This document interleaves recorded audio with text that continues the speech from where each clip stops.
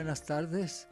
Una vez más nos encontramos aquí en el programa organizado por Simón, en el cual hoy hablaremos de la novela mexicana del siglo XX. Me acompaña la profesora Poot Herrera del Departamento de Español y Portugués de la Universidad de California aquí en Santa Bárbara. La profesora Poot Herrera es especialista en la literatura mexicana de todas las épocas.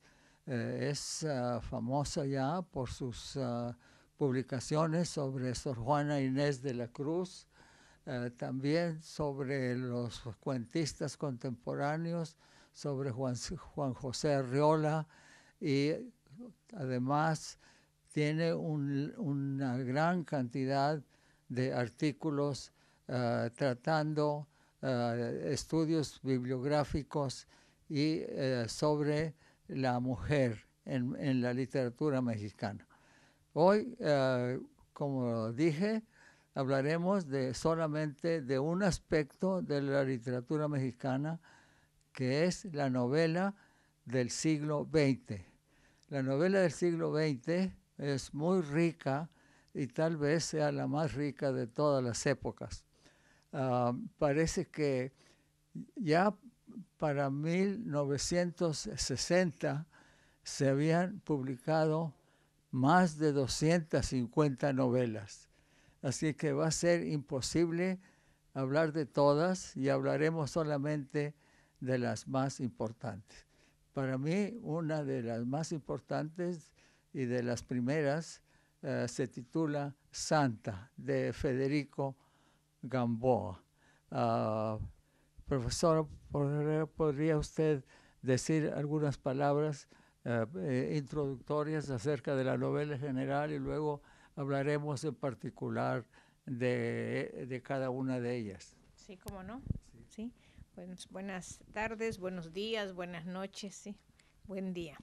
Pues don Luis, muchas gracias por la invitación. Simón, muchas gracias por de nuevo aquí pues tomar estas escenas que son tan importantes, tan históricas por la presencia de don Luis Leal y para hablar de un tema tan importante en la literatura y en la cultura mexicanas, que es la novela. La novela del siglo XX le da a la literatura mexicana, a la narrativa mexicana, un fuerte apuntalamiento, una fuerte base que la va a perfilar a lo largo del siglo XX, como don Luis nos acaba de decir.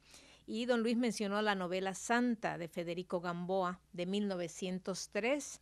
Ha pasado más de un siglo después de la publicación de esta novela, y es muy interesante el personaje de Santa, la Ciudad de México, la época, principios del siglo XX.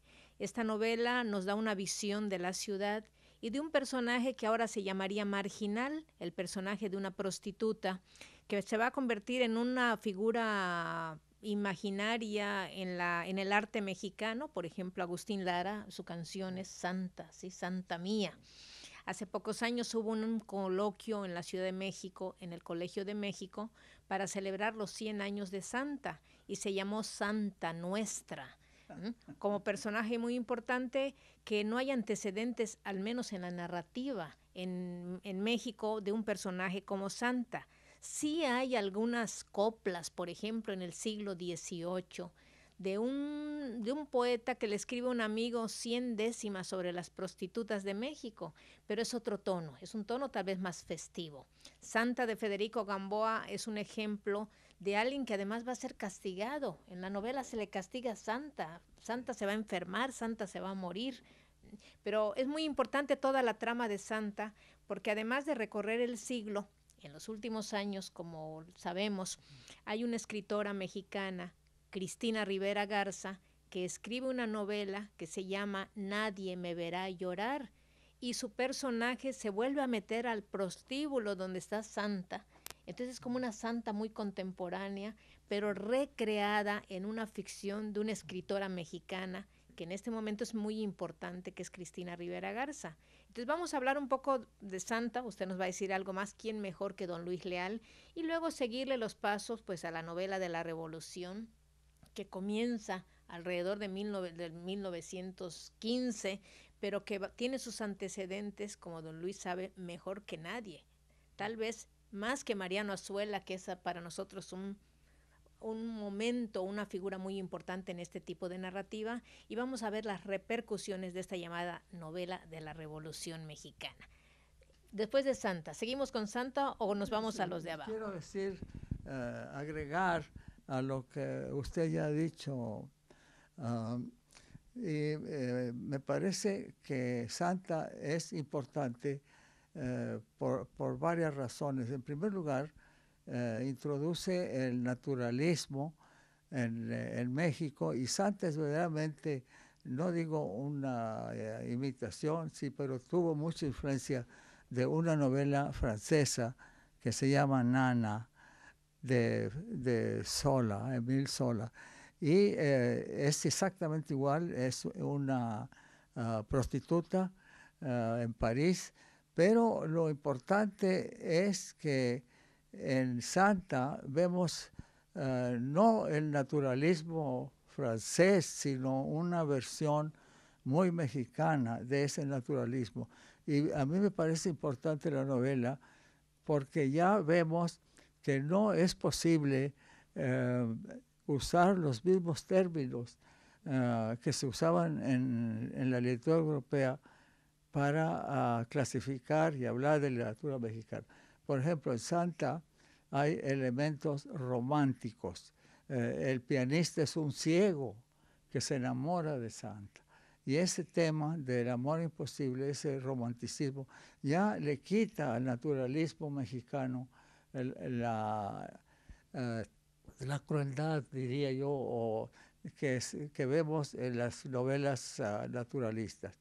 Bueno, pero de todos modos, otro noticia es que por alguna razón el cine mexicano hizo una película de Santa y fue la primera con sonido, la primera película hablada.